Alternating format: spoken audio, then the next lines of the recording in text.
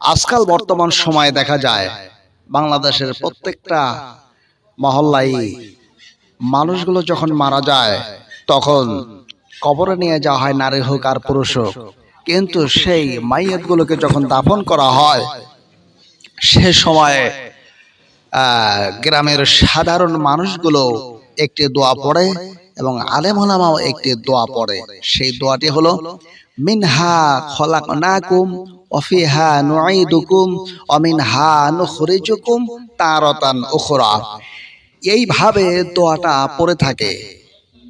এটি কোরআনের আয়াত, কিন্তু এই কোরআন আয়াত পড়লে আপনার সওয়াব হবে, কিন্তু সুন্নাহ হবে না। সুন্নাহ হলো বিশ্বনবীর সুন্নাত তরিকা। আপনি সকল কাজের শুরুতে পড়বেন বিসমিল্লাহ।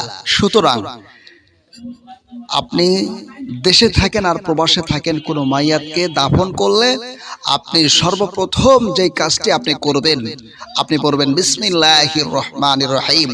আর এই বিসমিল্লাহ বলাটাই হলো সুন্নাত। বিশ্ব নবী নবী মুহাম্মদ রাসূলুল্লাহ সাল্লাল্লাহু আলাইহি ওয়াসাল্লাম দুনিয়ার জমিনে আগমন করে নাই ঠিক এমন একটা সময়, এমন একটা মুহূর্ত তাওরাত কিতাবের মধ্যে এই নবীর উম্মতের গুণ বর্ণনা এসেছে। শেষ জামানার নবীর উম্মতের গুণ বর্ণনা এসেছে। তাওরাত কিতাবের মধ্যে লিপিবদ্ধ রয়েছে শেষ জামানার নবীর উম্মতের 4টি গুণের বর্ণনা।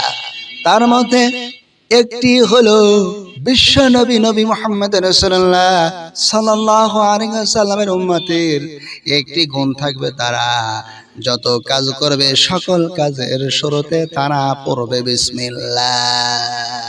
আমার ভাইরা, সুতরাং আমরা যে কাজই করি না কেন সেই কাজে আমরা বিসমিল্লাহ বলে করব। সুতরাং মাইয়াদেরকে যখন দাফন করব আমরা মিনহা খলাকনাকুম ওয়া ফিহা নুঈদুকুম ওয়া মিনহা নুখরিজুকুম তারাতান উখরা, এই দোয়াটা পড়ার পূর্বে, ইয়াতে কারিমা পড়ার পূর্বে আমরা সর্বপ্রথম মাটিতে হাত রেখে বলবো বিসমিল্লাহির রহমানির রহিম। এই বিসমিল্লাহ বলাটাই হলো সুন্নাত। আল্লাহ তাআলা আমাদের সবাইকে মাইয়াতকে দাফন করার সময়, মাটি দেওয়ার সময় বিসমিল্লাহ বলার তৌফিক টুকুন দান করুন।